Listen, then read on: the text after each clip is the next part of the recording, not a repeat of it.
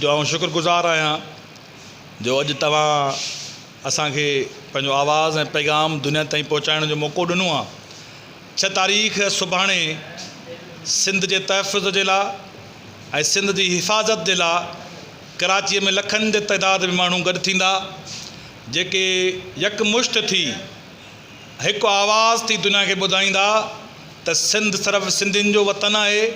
सिंध जा मालिक वारिस ऐं धणी सिर्फ़ु सिंधी आहिनि ऐं सिंध खे कंहिं बि क़ीमत ते, कंहिं बि साज़िश, कंहिं बि ज़ुल्म, कंहिं बि बंदूक ऐं गन पॉइंट जे ज़ोर ते विरहाइण न ॾींदासीं। सिंध को जाग्राफ़ी तौर ते असांखे मिलियल मुल्क या कंहिं असांखे हीउ मुल्क तोहफ़े में न ॾिनो हो। हीउ मुल्क असांखे अंग्रेज़ ॾेई न विया हुआ। हीउ मुल्क असांखे जनरल अयूब ख़ान न ॾिनो हो।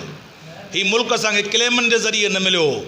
सिंध का असांखे हिया ख़ान न ॾिनी हुई या जनरल मुशर्रफ न ॾिनी हुई। सिंध असांखे कुदरत ॾिनी आहे, जंहिंजा असां 1000 सालनि खां वठी धणी रहिया आहियूं। 5000 सालनि खां मौज़ब ऐं तहज़ीब याफ़्ता ज़िंदगी गुज़ारे रहिया आहियूं।